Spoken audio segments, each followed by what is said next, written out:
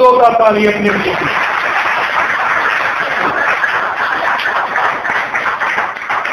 आइए बिना वक्त जाया किए हम खुदा के कलाम की तरफ बढ़े। बुजुर्ग मत्ती रसूल की मार्फत में लिखी गई अंजील उसका 21वां बाब उसकी 8वीं और 9वीं आयत मुबारका, जिसे मिले वो पढ़ने में रहनुमाई करें।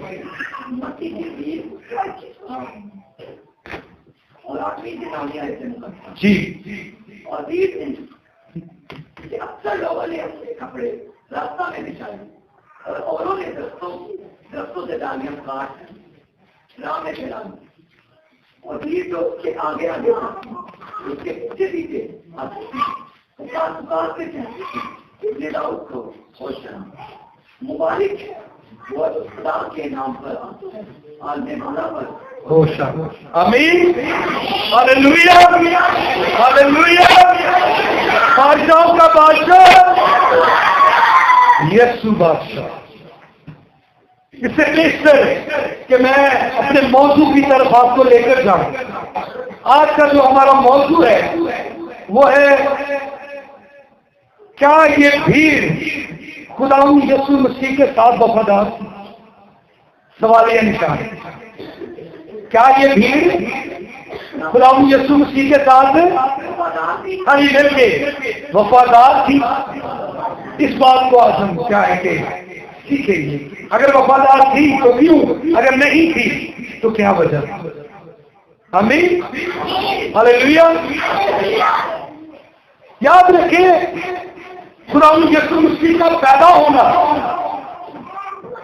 इस बात की अलामत थी कि मेरे लिए, आपके लिए, तमाम बलियों इंसान के लिए नजात का रास्ता। आपको याद होगा कि मुकद्दस मरियम को फरिश्ते ने क्या कहा था? फजल हुआ है क्योंकि खुदा तेरे। अब याद रखे, यीशु मसीह का पैदा होना हमारे लिए नजात और मकसद का बायस।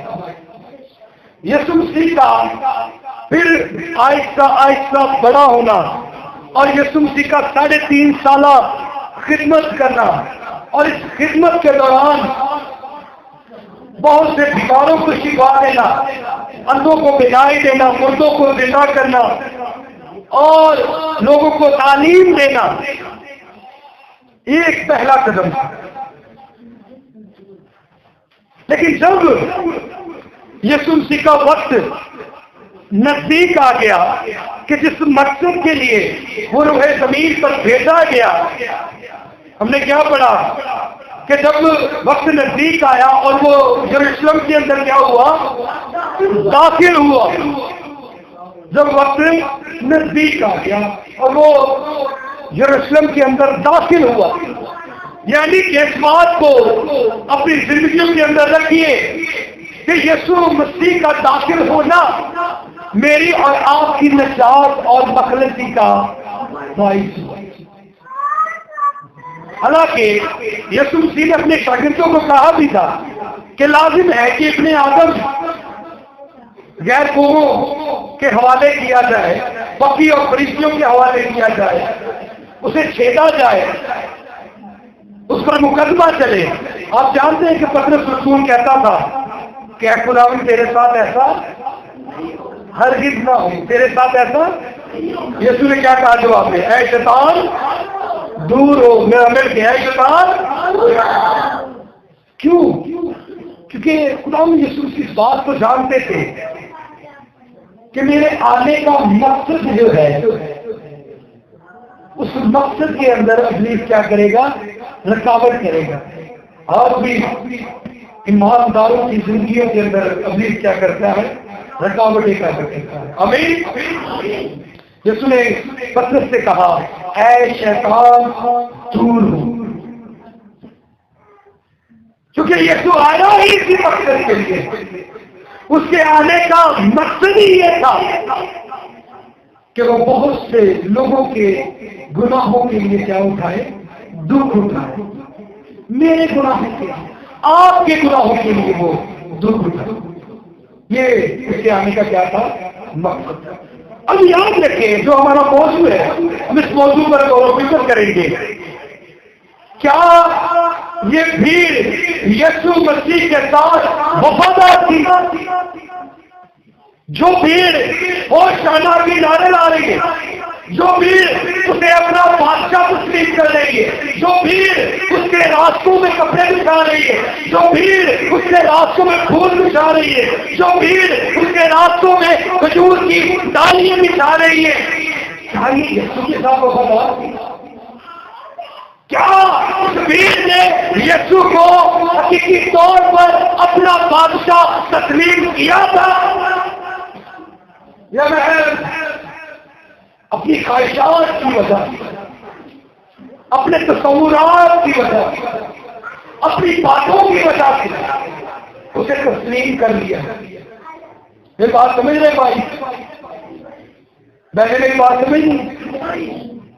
इस भीड़ में क्या हकीकी तौर पर यीशु को अपना बादशाह तस्लीम किया है? क्या आपने किया? हाँ, क्या आपने किया है? किताब में डरकी का तो गहरा जोरदारी दो ना। हालेलुया! क्या आपने यीशु को हकीकी तौर पर अपना बादशाह तस्लीम किया है? याद रखें, भीड़ कल भी यही थी और आज भी यही है। जैसे लोग आज हैं वैसे ही कल भी थे। उस दौर के अंदर भी ऐसे लोग थे और इस दौर के अंदर भी वैसे ही लोग हैं। इस भीड़ ने हकीकी तौर पर यीशु को अपना बादशाह तस्लीम भी किया। पता है, आप जानते हैं क्यों नहीं किया? क्या वजह थी? क्या रीजन था? रीजन थी ख्वाहिशात, रीजन था सोच, रीजन थी तस्वुरात। क्योंकि बनी इस्राइल के अंदर एक बेटी, क्योंकि बनी इस्राइल के अंदर इस बात को बुजुर्गों के वसीला से हासिल किया गया कि तुम्हें एक मसीहा क्या होगा? पैदा होगा। तुम्हें एक मसीहा पैदा होगा जो तुम्हें तुम्हारे गुनाहों से छुटकारा देगा, जो तुम्हें तुम्हारे गुनाहों से मग़फ़िरत देगा, जो तुम्हें गैर कौमों से बचाएगा, जो तुम्हें हर तरह की भूख से बचाएगा, जो तुम्हें हर तरह के काल से बचाएगा। हम उर्दू जुबान के अंदर उसे मसीहा कहते हैं, लेकिन याद रखें यहूदी इसे आज भी मसाया कहते हैं। तो कहते हैं कि हमारा मसाया जो है, हमारा मसीहा जो है, वो अभी तक। अब यहाँ पर जो मामलात हुआ है, कौम ने इस बात को समझ लिया कि जिस मसाया के ताल्लुक से हमारे बुजुर्गों ने कहा है वो आ गया है, हकीकी तौर पर वो वाकई आ गया है। लेकिन उनकी सोच के मुताबिक, उनकी ख्वाहिश के मुताबिक, उनके तस्वुरात के मुताबिक शायद यीशु नहीं आया। यीशु करके यीशु, उनकी सोच क्या थी कि ये हमें रोमी हुकूमत से क्या देगा? छुटकारा देगा, हमें रोमी हुकूमत से बचाएगा, हम पर जो नाहक टैक्स लगाया गया है उस टैक्स को खत्म करेगा, हमारे हक से ये मौजूदा हुकूमत के साथ जंग करेगा। लेकिन यीशु ने ऐसा कुछ भी नहीं किया। यीशु ने तो जंग का ऐलान नहीं किया। यीशु ने तो बादशाह को कोई बुरा भला नहीं किया। यीशु मसीह ने कुछ भी ऐसा नहीं किया। जानते क्या हुआ? यही लोग जो हैं यीशु के खिलाफ हो गए। यही लोग यीशु के जब यीशु को पकड़ा गया। आपको याद होगा कि हेरोदेस बादशाह ने एक ऑफर दी, एक ऑफर दी। उसने कहा क्या मैं तुम्हारे लिए यीशु को छोड़ूं या उस डाकू को छोड़ दूं? तो लोगों ने क्या चुनाव किया? और यीशु के हक में इसे सलीब दो, इसे राम लगे, इसे। ये कौन लोग थे? ये वो लोग थे जिन्होंने यीशु मसीह के मौजूद से रोटियां खाई। ये वो लोग हैं जिन्होंने अपनी आंखों से मौजूद देखे। ये वो लोग हैं जब यीशु मसीह के यरूशलेम के अंदर दाखिल हुए तो होशाना के नारे लगाए गए। कहा गया कि बादशाहों का बादशाह आज यरूशलेम के अंदर क्या हो गया? दाखिल हो गया। अब क्या कह रहे हैं? इसे सलीब दो, इसे। ये रवैया क्यों बदल गया? इसलिए कि यीशु अलमसीह उनकी ख्वाहिशों के मुताबिक नहीं है।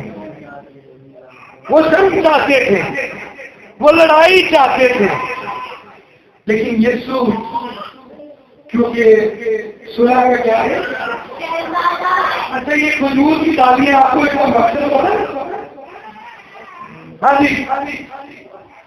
इसका मकसद है अमन।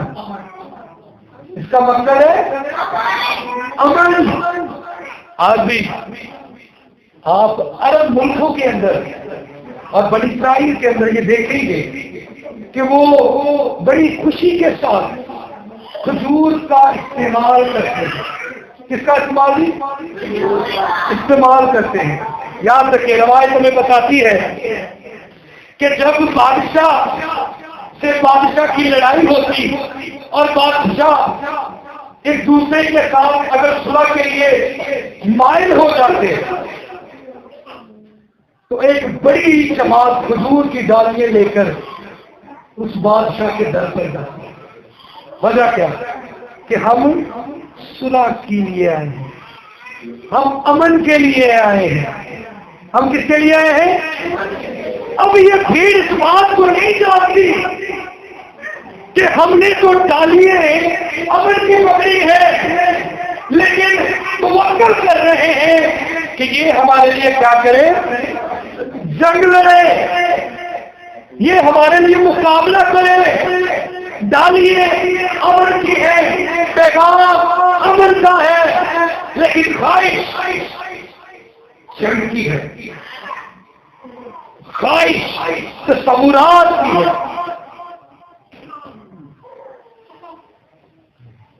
ये लोग खुदा के साथ वफादार नहीं रहे। आज मौजूदा दौर के अंदर जब हम देखते हैं तो याद रखिए, आज भी मौजूदा दौर के अंदर मातरत के साथ मैं कहना चाहूंगा, हम बड़े जोश के साथ हालेलुया के नारे लगाते हैं। हम होशाना के नारे लगाते हैं, लेकिन अंदर ख्वाहिशात होती है, अंदर ख्वाहिशात होती है। ऐसा पानी के मगर लगना है, कुछ ना कुछ दे ऐसा जाना है। ये क्या है जी? आपने यीशु को की बादशाह तस्लीम नहीं किया, माफी के साथ माफी मांग करके। आज जरूरत है हमें हकीकी तौर पर यीशु को अपना बादशाह तस्लीम करने की। याद रखें, बाइबल का मुताला करें, जिस शख्स ने उसे अपना हकीकी बादशाह तस्लीम किया है, खुदा ने जिंदगी को सवाल किया। साउल से वाकिफ हो गया। साउल जो एक बड़ा नाम था। अब बाइबल हमें सिखाती है कि जब क्रिसमस को मारा गया तो साउल उससे कातिलों के कपड़ों की क्या कर रहा था? हिफाजत कर रहा था। यीशु मसीह के पैरोकारों को सताता, पकड़ता, कैदखाने के अंदर रखता, उन पर जुल्म करता। लेकिन जब दमिश्क की रात यीशु मसीह का दीदार हुआ तो बाइबल हमें सिखाती है, यीशु ने कहा, ऐ साउल तू मुझे क्यों, तू मुझे क्यों। ये वो भीड़ है जो यीशु को सताती है। यीशु ने कहा, ऐ साउल तू मुझे क्यों सताता है। ऐ खुदा, तू कौन है जिसे मैं सताता हूँ? मैं यीशु हूँ जिसे तू सताता है। अब बाइबल हमें सिखाती है, यीशु जी उस पर जाहिर करते हैं और कहते हैं कि तू जान लेगा कि तुझे मेरे नाम की खातिर दुख उठाना जरूर है। हालेलुया। अब साउल न रहा बल्कि पानूस बन गया, क्योंकि साउल ने हकीकी तौर पर यीशु को अपना बादशाह तस्लीम कर दिया। जब कोई शख्स हकीकी तौर पर यीशु को अपना बादशाह तस्लीम करता है तो यीशु उसकी शनाख्त ही क्या करता है, बदल देता है। हालेलुया। आज हमारे पास ये मौका है कि हम यीशु मसीह को हकीकी तौर पर अपना बादशाह तस्लीम करें। महज नारों की साथ नहीं, महज दिखावे के लिए नहीं, बल्कि रूहानी एतबार से हम यीशु को अपना बादशाह तस्लीम करें। आमीन। Hallelujah, hallelujah, hallelujah. आइए हम सब अपने सर को झुकाएं और खुदा